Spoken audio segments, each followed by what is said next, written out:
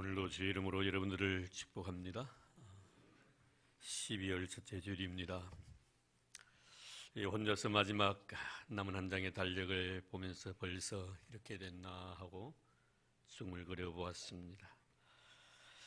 미국 기독교계 영향력이 있는 인물로 뽑혔던 미국 칼보리 교회를 담임하셨던 척 스미스 목사님께서 지난 수요일, 그러니까 3일입니다. 3일 86세 일기로 세상을 떠났습니다. 이 목사님이 이 칼보리 교회를 처음으로 부임했을 때 교인들이 25명이었는데요.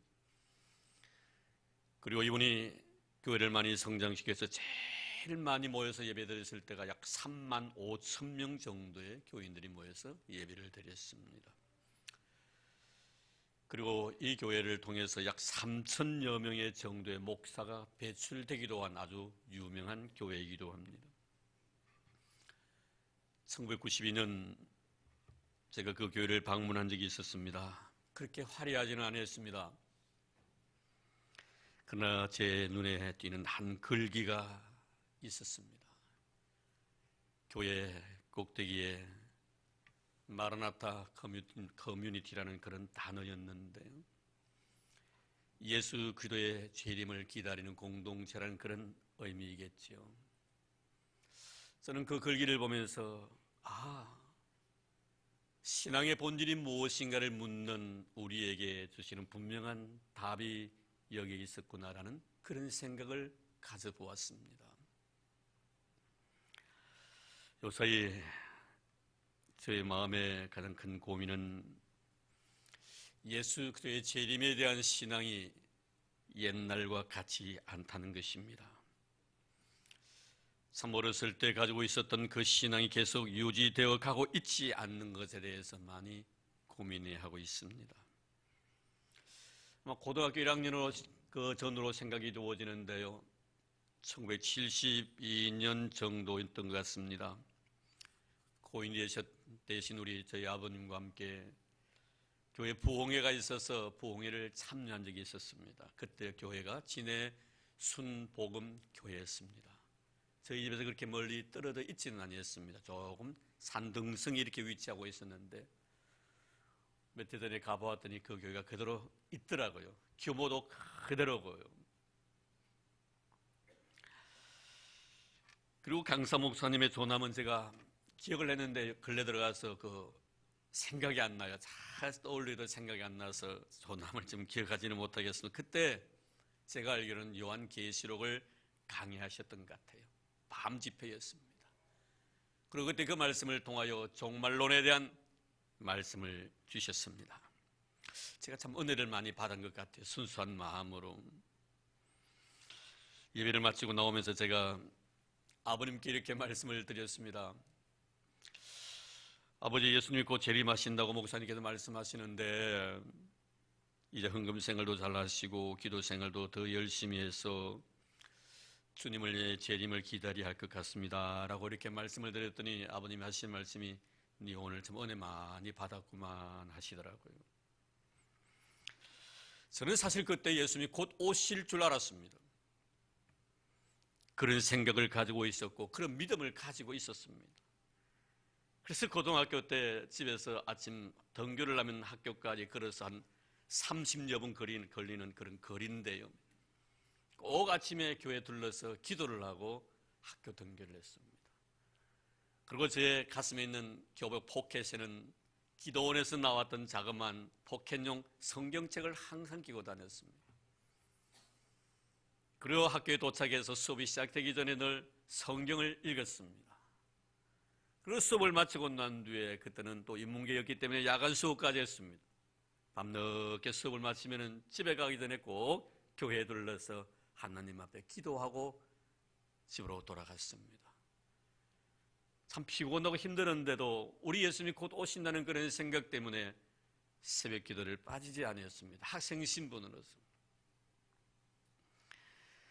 예수님이 오신다는 그런 신앙 때문이었죠.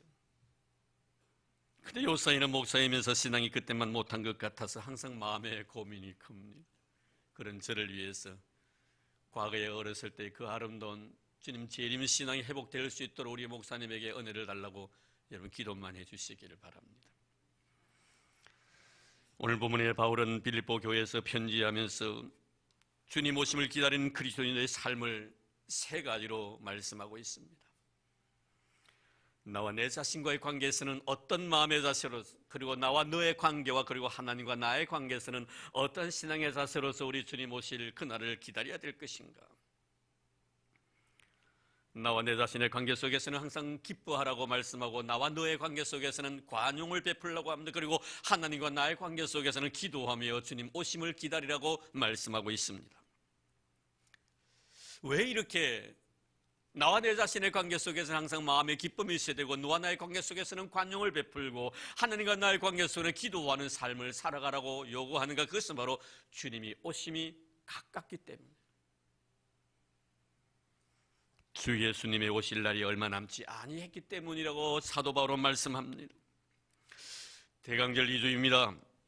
우리는 다시 한번 옷깃을 여미고 조심스럽게, 정말 나는 과연 다시 오시겠다고 약속하신 오실 예수님을 얼마나 나는 지금 사모하고 기다리고 있는가를 생각하면서 오늘 주신 말씀을 통하여 우리 서로 은혜를 나누고자 합니다. 먼저 바울은 오실 주님을 기다리는 우리들에게 너와 너의 관계 속에서는 마음의 기쁨이 있어야 된다고 말씀합니다. 그것도 항상 기뻐하라고 말합니다. 기쁜 어떤 환경이 주어졌을 때 기뻐할 것이 아니고 어떤 상황 속에서도 기뻐하라. 그래서 여기서 항상이라는 말씀은 모든 환경에서라는 그런 의미의 단어입니다.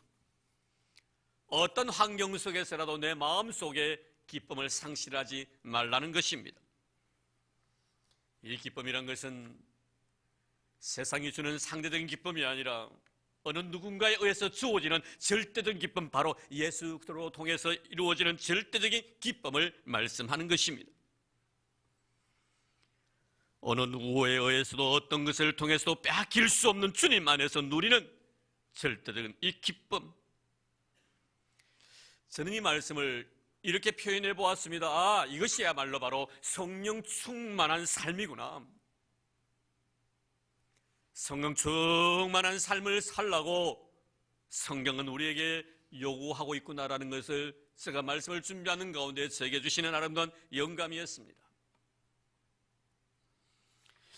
왜 그렇습니까? 여러분, 성령 충만한 사람들의 삶의 모습을 보셨습니까? 그들은 항상 기뻐합니다. 성령 충만한 자는 절대로 얼굴을 찡그리지 않습니다. 성령 충만한 사람은 근심하지 않습니다.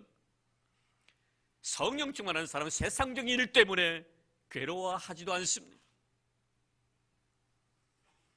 사도행 5장을 보십시오.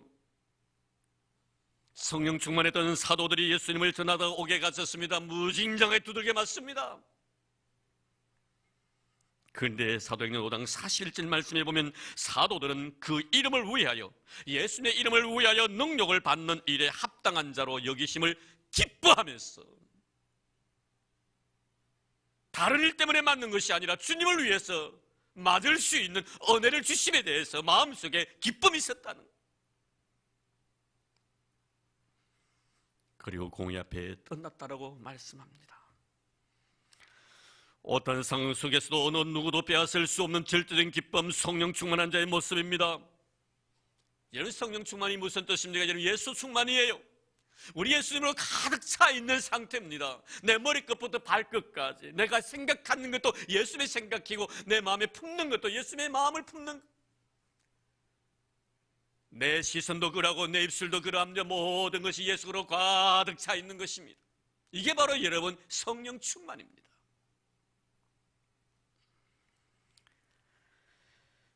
이런 마음이 예수님으로 가득 찬 사람들의 삶의 모습을 보십시오.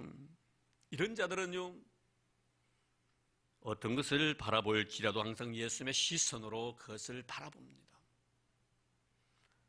그래서 모든 것이 사랑스러워 보이는 거예요. 예수님의 시선으로 바라보니 모든 것들이 아름답게 보이는 거예요. 버릴 것이 하나도 없는 거예요. 상대방에게 다가갈 때도 예수님의 마음으로 다가갑니다. 그래서 그에게서 사람들은 따뜻한 온기를 느끼지. 그의 입술에는 예수 그리스도의 향기가 풍겨납니다. 그래서 말씨가 이쁘고 말투가 아름답고 항상 곱고 은혜롭습니다. 여러분, 성령 충만했던 스데반 집사님의 모습을 보십시오. 그는 지금 도래마다 죽어가면서 그 얼굴에는 고통의 흔적을 찾을 수가 없습니다. 그의 얼굴이 천사의 얼굴과 같았다라고 성경은 말씀합니다. 그리고 그의 마지막 언어를 보십시오. 그는 그를 증오하는 자들을 위하여 기도하면서 그들을 용서해달라고 주님 앞에 요청합니다. 그렇습니다. 그는 한순간도 주님에게서 시선을 떼지 않습니다. 그는 지금 자신을 증오하는 자들에게 주님의 마음으로 다가갑니다. 그리고 그의 입술에는 예수의 향기가 묻어납니다. 왜 이런 현상들이 삶 속에 나타날까요? 그것은 바로 절대적인 기쁨, 세상으로 인하여 주어지는 상대적인 기쁨이 아니라 어느 누군가에 의해서 주어지는 그 절대적인 기쁨, 주님이 나에게 주시는 그 기쁨이 나에게 주어졌기 때문에 가능한 거예요. 사랑하는 성도 여러분, 이 시간에 세상이 주는 기쁨이 아니라 누군가에 의해서 주어지는 그 기쁨, 하나님이 주어지시는 그 기쁨, 주님이 주어지시는 그 귀하고 아름다운 기쁨들을 오늘 이 시간에 여러분의 가슴 속에 누리는 축복된 시간 되기를 바랍니다. 세상이 주는 기쁨이 아닌 주님이 주시는 기쁨 말입니다. 저는 이 찬송을 참 좋아하는데요, 혼자 이렇게 차를 운전한다든지 때는 그럴 때는 가끔 이 찬송을 부르곤 합니다. 주님이 주시는 파도 같은 사랑을 내 작은 가슴에 흘러 넘쳐요. 생각하면 알수록, 기도하면 알수록 두 눈가에 눈물이 터질 것만 같아요. 주님이 주시는 파도 같은 기쁨은 내 작은 가슴에 흘러 넘쳐요. 할렐루야. 내 작은 가슴에 주님 주시는 그 기쁨이, 그 사랑이 흘러 넘친다는 것입니다. 왜 이렇게 기쁩니까, 여러분? 힘든데, 어려운데, 아픈데 다 가져가셨는데, 눈물이 흐르는데, 외롭고 고독한데, 그래도 마음속 깊은 곳에 나도 모르는 기쁨이 있습니다. 왜 이런 기쁨이 나에게 있습니까? 기쁨의 근원이 주님께 있기 때문인 것입니다. 이런 만에 우리의 기쁨의 근원을 물질에 둔다면 물질의 많고 죽음에 의해서 내 기분도 변화무쌍하게 변화될 것입니다. 나의 기쁨의 근원을 내 건강에 둔다면 건강할 때와 병이 들었을 때의 마음 역시 달라질 것입니다. 하지만 나의 기쁨의 근원을 우리 주님께 둘 때, 주심도 주님의 은혜와 연결이 되어 있고, 가슴도 역시 주님이 주셨던 그 아름다운 구원과 연결이 되어 있다는 것입니다. 건강도 병듦도 다 구원과 주님의 은혜와 연결이 되어 있기 때문에 어떤 상황 속에서라도 나는 그런 상황에 개의치 않고 기뻐할 수가 있다는 것입니다. 사랑하는 성도 여러분, 예수 그리스도의 이 세상에 오심의 사건이 여러분의 구원과 분명히 관련이 있는 사건임을 믿습니까? 그리고 그분의 십자가의 죽으심 사건 또한 여러분의 구원과 관련이 있는 사건임을 믿습니까? 그리고 주님이 다시 세상에 재림지로 오실 이 사건 자체도 여러분의 구원과 분명히 관련이 있는 사건입니까?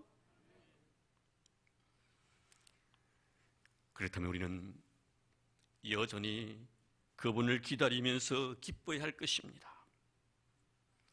다시 오실 주님을 기다리는 자에게 주실 은혜가 너무나 크기 때문입니다. 마태복음 25장 말씀을 보십시오. 다시 오시겠다고 약속하신 그 약속을 기다리면서 살았던 자에게 주셨던 축복이 얼마나 컸는가 하는 것을 우리는 여기서 발견합니다. 다시 오실 신랑을 기다렸던 슬기로운 5 처녀에게는 신랑과 함께 혼인 잔치에 참여하는 영광을 누렸습니다. 다시 오실 주인을 기다리면서 자신에게 주어진 사명에 충실했던 5달란트, 2달란트 받았던 자는 착하고 충성된 종으로 인정받으면서 주인의 즐거움에 참여하는 이런 놀라운 축복을 그들은 누렸습니다. 그리고 만세로부터 복받은 오른손이 하는 것을 왼손이 모르도록 이웃에게 사랑을 실천했던 이 양들은 창세로부터 예비된 나라 즉 천국에서의 영생의 복을 누리는 이런 놀라운 축복을 이들은 받았습니다.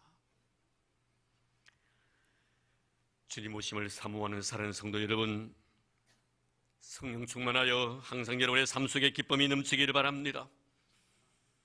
주님이 주시는 그 절대적인 기쁨으로 날마다 여러분의 삶 속에 기쁨으로 가득 찬 은혜로운 삶을 살아가는 여러분들 되기를 바랍니다. 어느 누구도 빼앗을 수 없는 하나님이 나에게 주신 그 기쁨, 구원받은 자로서의 그 기쁨, 천국 백성으로서의 그 아름다운 기쁨들이 여러분의 삶 속에 떠나지 않는 이런 은혜가 있기를 주의 이름으로 축원합니다. 그리고 바울은 빌보 교회를 향하여 주께서 가까우시니 모든 사람에게 관용하라고 말씀합니다. 5절 말씀입니다. 너희 관용을 모든 사람에게 알게 하여 주께서 가까우시니라. 너와 나의 관계 속에서 사람에게 관용을 베풀려고 합니다. 좋은 인간관계를 가지라는 거예요. 여기서 관용이라는 이 단어는 우리말로 참 해석하기 힘든 그런 단어인데요, 원래 이 단어의 뜻은 좋은 것, 그 이상의 그 어떤 것, 이런 뜻입니다. 옳은 것, 그 이상의 어떤 것, 옳은 것보다 더 옳은 것, 좋은 것보다 더 좋은 것, 이런 뜻이 바로 이 관용이라는 단어의 내용이에요. 이런 옳은 일보다 더 큰 것이 뭡니까? 옳은 일보다 더 옳은 일이 무엇입니까? 여러분, 바로 성경에는 이것을 덕이라고 표현하기도 합니다. 덕이라는 거예요. 덕이 있는 사람이 되라, 이 말씀입니다. 모든 사람에게 덕을 끼치는 사람이 되라는 것입니다. 아무리 옳은 일이라 할지라도 그것이 덕이 되지 아니하면 안 된다는 것입니다. 옳으면서도 그것이 유익이 되는 방향으로 모든 일을 진행해 나가는 것, 이것이 바로 관용이고 이것이 바로 덕이라는 것입니다. 세상 일들을 보십시오. 옳은 일이 있고 잘못된 일도 있습니다. 하지만 잘못된 일을 행하는 사람의 마음이 아플까 봐 그저 너그럽게 모르는 체하고 그냥 넘어가 주는 것, 이게 바로 여러분 덕입니다.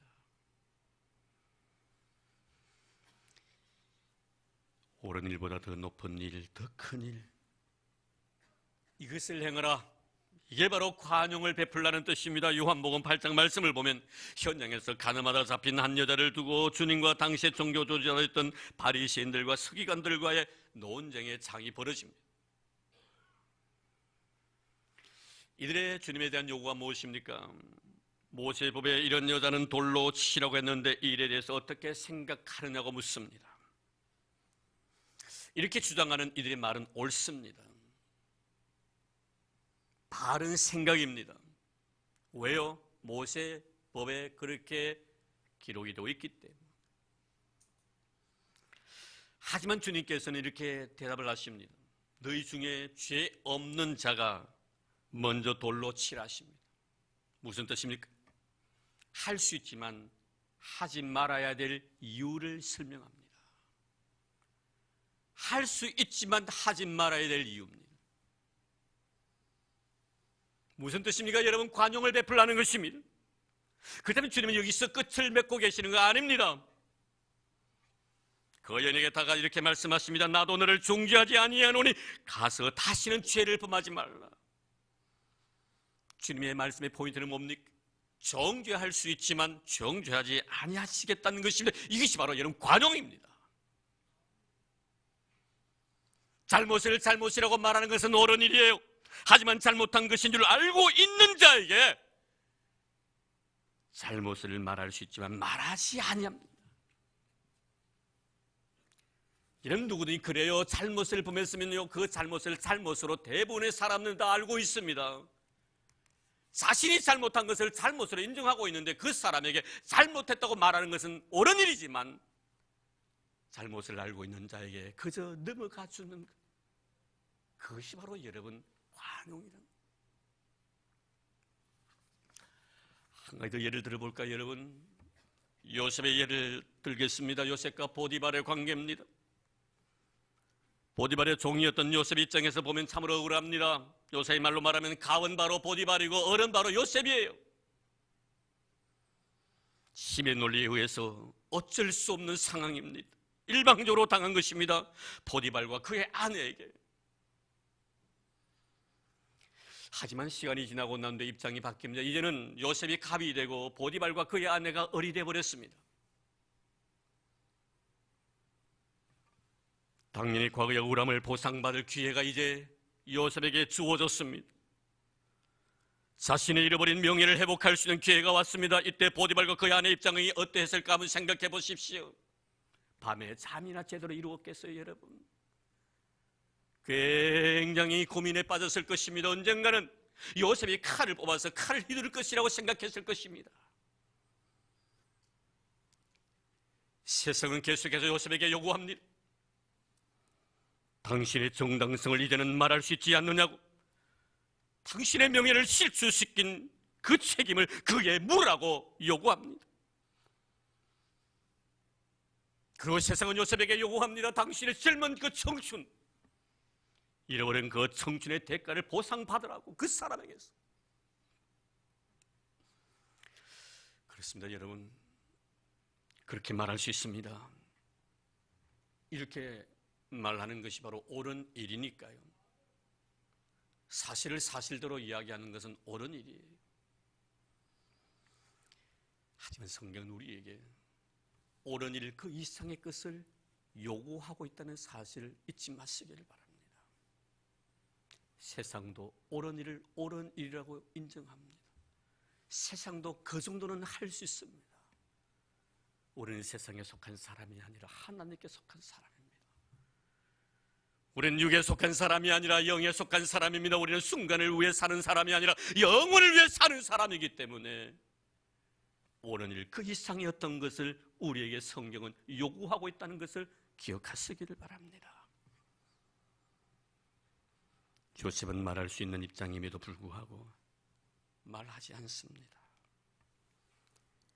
권리를 내세울 입장에 있었지만 권리를 내세우지 아니합니다. 오히려 약자의 입장에서 그를 고려해주는 마음, 이것이 바로 여러분 관용이라는 것을 잊지 마시기를 바랍니다. 왜 사도 바울은 이렇게 많은 사람에게 관용을 베풀려고 하는가? 두 가지 의미죠. 하나는 우주적인 종말적인 예수의 재림이 분명히 가까웠다는 사실을 알고 있었고, 또 하나는 뭡니까? 자신의 현실입니다. 그는 지금 이 글을 쓰면서 감옥 생활을 하고 있습니다. 그래서 우리는 빌립보서를 갖다가 옥중서신이라고 합니다. 옥에 갇혀 있습니다. 자기 생명을 보장할 수가 없습니다. 언제 어느 시점에 내 생명이 달아날는지도 모릅니다. 자신의 한계를 인정하는 거예요. 그래서 사랑하고 싶은 거예요. 용서해주고 싶은 거예요. 이제는 곧 내가 죽어서 하나님 앞에 서야 된다는 사실, 곧 예수님께 이 세상에 다시 오신다는 이 사실 앞에서 용서해주고 싶지만 용서 그 이상의 어떤 것을 그들에게 해주고 싶은 거예요. 사랑해주고 싶지만 사랑 그 이상의 어떤 사랑을 더 해주고 싶은 그런 아름다운 마음이 이 바울에게 있었기 때문이었습니다. 여러분 어떻습니까? 우리는 왜 성령은 관용하러 가는데 용서 그 이상의 것을 넘어가지 못하고 있는 거예요? 예수 그리스도의 다시 오심이 내 때에 이루어지지 아니할 사건으로 우리는 혹시나 여기고 있지는 않습니까? 그러니까 관용이 안 되는 거예요. 내가 이 세상에 살아있는 그 시점에 예수님이 이 세상에 오신다는 그런 내 마음속에 믿음이 있다면 용서해 줄 일이 없을 것이 무엇이겠단 말이에요. 사랑해주지 못할 이유가 어디 있겠나 이 말이에요. 관용을 베풀지 못할 이유가 어디 있겠나 이 말입니다. 만약 여러분의 마음속에 주님의 재림이 내 때에 이루어지지 아니할 것이라고 생각한다면 여러분들은 지금 하나님의 말씀을 믿지 않고 있다는 것을 아셔야 됩니다. 왜입니까? 성경은 분명히 예수의 재림의 사건을 우리 예수도 알지 못하는 도적과 같이 갑작스러운 사건이라고 말씀해 주셨기 때문입니다. 그리고 끝까지 우리가 옳고 그릇만 따지면서 살기를 원한다면 여전히 여러분의 마음 속에 하나님께서 우리에게 말씀해 주신 인간의 한계 자체를 갖다 인정하지 않겠다는 의미입니다. 성경 분명히 말씀합니다. 사람이 한 번 죽는 것은 정한이 치고 죽고 난 뒤에 심판이 있다는 사실, 죄의 삭슨 사망이라는 것을 분명히 말씀해 주고 있습니다. 내가 옳고 그름의 문제에 얽매여서 더 이상의 그 어떤 것을 갖다가 내가 행하지 못한다면 나는 이 세상에 영원히 사는 자인 것처럼 착각하며 사는 것이 분명하다는 것입니다. 내 인생이 이 세상에 끝난다는 것, 내 개인에게 종말이 온다는 사실을 믿으십니까? 믿으십니까? 그럼 관용하셔야지요. 그럼 관용하며 살아야지요. 사랑하는 성도 여러분, 주님 오심을 우리가 믿는다면, 우리가 언젠가는 내가 이 세상을 떠나는 날이 온다는 것을 내가 믿는다면 우리는 모든 사람에게 관용을 베풀며 살아가야 합니다. 옳은 것 그 이상의 그 어떤 것입니다. 주께서 가까이 오심이 있기 때문에 우리는 그렇게 살아가야 한다는 것을 말씀합니다. 이제 바울은 주님 오심을 기다리는 자에게 마지막으로 오늘 말씀해 보면 6절에 기도하라고 명하십니다. 하나님과 나의 관계이지요. 기도하는데 먼저는 아무것도 염려하지 말고 기도하라. 그리고 그 다음에 감사함으로 하나님 앞에 아뢰라. 이렇게 말씀합니다. 여러분, 왜 염려하지 말고 기도하라고 합니까? 기도하는 자의 특징이 뭐냐면요, 염려가 없는 사람이에요. 기도하면서 염려하고 있다는 것은요, 그는 기도하지 않는 거예요. 내가 기도하면서 하나님 앞에 염려한다는 것은 하나님에 대한 신뢰가 없다는 거예요. 정말 하나님을 신뢰하는 것이 기도인데, 여러분, 우리가 하나님을 신뢰한다면 어찌 우리가 기도하면서 염려하겠단 말이에요.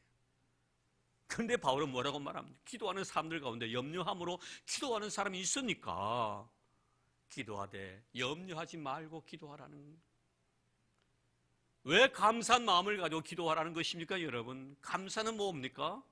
내 기도에 대한 응답을 확신하는 거예요. 때는 예스로, 때는 노로, 때는 웨이트로 기다리라고 말씀하지만 어떤 것이든지 나에게 주님 주시는 아름다운 기도의 응답임을 나는 확신하며 살 때 나는 기도 속에 감사가 있는 거예요.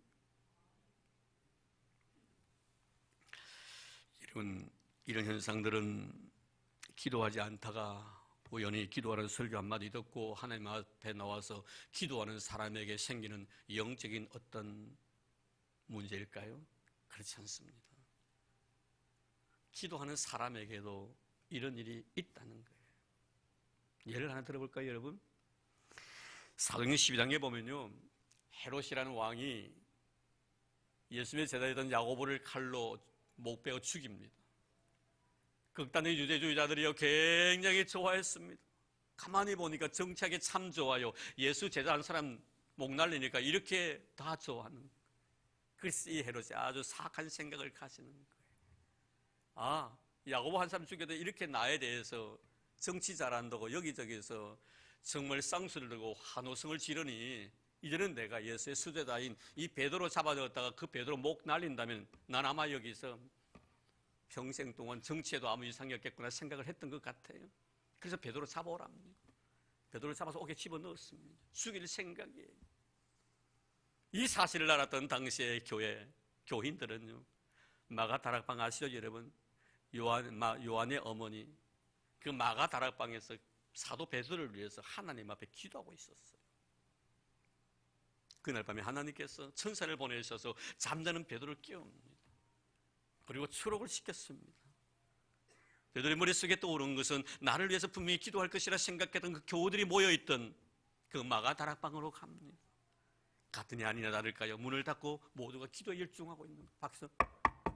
문을 두들겼습니다. 누구냐고, 로데라고 하는 자그만 어린 여자아이가 나온 거예요. 보니까 사도 베드로 온 거예요. 깜짝 놀랐습니다. 들어갔습니다. 장로님, 권사님, 집사님, 지금 사도 베드로가 나왔어요. 웃기는 소리 하지 말라. 네 정신 나갔니? 미쳤니? 이랬습니다. 아닙니다. 제가 분명히 두 눈을 뜨고 보았습니다. 그래? 그러면 그게 천사일 거야. 참, 여러분, 뭐 했습니까 지금까지? 하나님 앞에 나가서 사도 베드로를 위해서 기도했던 교인들인데 하나님이 그 기도의 응답을 통해서 베드로를 그 가운데 보내주셨건만 그는 그것을 믿지 않고 있더라는 거예요. 이런 일이 있었다고 합니다. 어느 개척교회 옆에 술집이 하나 생겼어요. 너무 이 술집이 장사가 잘 되는 거예요. 얼마나 사람들이 모여서 밤낮 조야로 이렇게 술을 마시고 과함을 지르고 노래 부르면서 도저히 이 교회에서 예배를 드릴 수가 없을 정도예요. 그래서 하루 목사님께서 광고를 냈습니다. 여러분, 우리 곁에 이 술집에 들어와가지고 이 예배를 방해하는데 하나님 앞에 우리 기도하자고. 저 술집 문 좀 닫게 해달라고. 그래서 매일 몸에 그것 때문에 기도했습니다. 그랬더니 그 장사가 잘 되는 술집이 정말 그 기도 제목대로 문을 닫게 되었습니다. 근데 문제는 이 술집 주인이 이 정보를 알게 된 거예요. 우리가 술 장사가 잘 돼가지고 사람들이 이렇게 많이 모이니까 예배하는데 방해된다고 교인들이 모여가지고 술집 문 닫게 해달라고 기도했다는 이 이야기를 듣게 된 거예요. 그래서 법원에다가 고발을 해버린 거예요. 고발 내용은 성도들이 기도를 했기 때문에 우리가 장사가 안 돼도 문을 닫았으니까 보상을 받겠다는 거예요. 그래서 결국에는 그 교회 대표인 목사님과 술집 주인이 재판석에 앉았습니다. 원고는 술집 주인이고 피고는 이제 목사님이. 그래서 주고받는 변론 속에 이 교회가 기도했기 때문에 문을 닫게 되었으니 보상을 해달라는 것입니다. 이 말을 가만히 듣고 있던 교회 담임 목사가 말을 합니다. 아니, 가게 운영을 잘못해서 망해놓고 왜 우리 탓을 돌리냐고 항의를 합니다. 그랬더니 이 술집 장사가 또 말합니다. 그렇게 장사가 잘 되는 술집인데 왜 갑자기 장사가 안 되나 이거요. 그것은 당신들이 하나님 앞에 이 집 술집 문 닫게 해달라고 기도했기 때문에 그렇지 않느냐고. 그랬더니 목사님이 이렇게 말합니다. 아니, 기도한다고 뭐 술집 망합니까? 장사 잘못해서 그런 것이지. 옆에서 가만히 재판장이 이것을 수고받는 서로 이야기를 듣고 있다가 하는 말이 이런 말을 합니다. 내가 가만히 들어보니까 누가 목사고 누가 술집 주인인지 모르겠다고. 여러분, 기도하면서 기도의 능력 자체를 믿지 않는 모습, 기도하면서 감사함이 있어야 한다는 것은 기도 응답을 확신하라는 의미입니다. 여러분, 우리가 기도하잖아요. 감사함으로, 염려 없이. 왜 염려 없이 기도하라고 하십니까, 여러분? 우리 예수님 다시 오실 때 내 영혼 구원해 주실 것이라는 믿음의 확신. 왜 두려워합니까, 여러분? 염려하지 말라는 거예요. 주님 다시 오실 때 내가 예수 그리스도를 믿음으로 말미암아 내가 구원을 받게 해주심에 대한 감사함, 이런 마음을 가지고 하나님 앞에 기도하라는 것이에요. 대강절입니다. 주님 오심을 기다리는 우리 사는 성도 여러분들에게 오늘 말씀처럼 평강의 복이 넘치기를 주의 이름으로 축원합니다. 이런 개인을 위해서 나와 내 자신과의 관계 속에서 어떤 상황 속에라도 기뻐하기를 바랍니다. 왜? 주님이 가까우시니까. 너와 나의 관계 속에서는 많은 사람들에게 관용을 베풀려고 합니다. 좋은 것, 그 이상의 그 어떤. 왜요? 주님이 가까우시니까. 그리고 하나님과 나의 관계 속에서는 기도하라고 합니다. 왜요, 여러분? 주님이 가까우시니까. 딴짓하다가 주님 맞이하는 것이 아니라 기도하다가 주님 맞이하는 것만큼 거룩하고 아름다운 일이 어디 있나 이 말이에요. 주님이 가까우시니까. 주님이 가까우시니까 기뻐하십시오. 관용을 베푸십시오. 기도하십시오. 그리고 주님을 맞이하는 저와 여러분들의 삶이 되기를 주의 이름으로 축복합니다. 하나님 감사합니다. 대강절 2주를 맞이해서 주님이 가까우시라는 귀한 제목의 말씀을 가지고 바울이 감옥 속에 있으면서 빌립보 교회를 향하여 주신 귀한 말씀을 통해서 은혜를 나누었습니다. 우리 사랑하는 성도들, 주님 가까우심을 우리는 다 믿고 있습니다. 그러기에 주님 내 자신의 마음속에 기쁨을 유지하며 살아가게 하옵소서. 너와 나의 관계 속에서 옳은 것 그 이상의 그 어떤 관용을 베풀 수 있는, 할 수 있지만 너를 위해서 하지 아니하는 아름다운 마음들을 우리에게 허락하여 주옵소서. 그리고 하나님 앞에 기도하다가 다시 오시마 약속하신 우리 주 예수 그들을 맞이할 수 있는 저희를 다 되도록 축복해 주옵소서. 우리로 하여금 주님 다시 오심에 대한 믿음을 주시고 그 믿음에 대해서 확신할 수 있도록 은혜를 베풀어 주신 것 너무 감사합니다. 이제 헌금을 위해서 기도드립니다. 하나님, 받은 번에 너무나 고마워서 귀한 예물 주님 앞에 드립니다. 이 예물을 기뻐 허명해 주시기를 원합니다. 11조를 드렸습니다. 감사 예물을 드렸습니다. 교회를 위하여 건축 헌금도 바쳤습니다. 주님의 거룩한 사명에 순종하여 성경금도 드립니다. 미랄의 헌금도 하나님 앞에 바칩니다. 1,000번여도 주님 앞에 드리옵니다. 하나님이여, 저희 바친 손길을 다 기억해 주시기를 원합니다. 말씀대로 이루어 주시기를 원합니다. 믿음으로 들었사오니 내 믿음대로 될지어다 하신 주의 귀한 말씀 아멘으로 응답합니다. 오 하나님 아버지시여, 주의 귀한 종들 그 정성과 믿음을 보시고 아브라함의 복과 이삭과 야곱의 기업을 허락하여 주시옵소서. 들어가도 복을 받고 나가도 복을 받는 우리 성도들 되게 하소서. 잘되는 은혜를 베풀어 주시고 형통의 복을 더하여 주시옵소서. 주의 떡반죽 그릇이 복이 되기를 원합니다. 부여와 재물이 우리 사는 성도의 가정과 사업 위에 떠나지 아니하도록 두 손 들어 복을 부어 주시옵소서. 꽃으로 수놓았습니다. 사랑하는 자녀를 생각하는 부모의 애틋한 정성이 속에 있습니다. 하나님 아버지여, 부모님의 그 아름다운 신앙을 어린이 생명의 가슴 속에 간직하게 하옵소서. 내가 주님을 사랑했듯이 어린이 생명도 사랑하게 하시고, 내가 주와 교회를 위해 섬기며 봉사하며 눈물과 땀방울로 물질로 하나님 앞에 드렸듯이 이도 먼 날 이런 믿음의 자리에 서게 하여 주옵소서.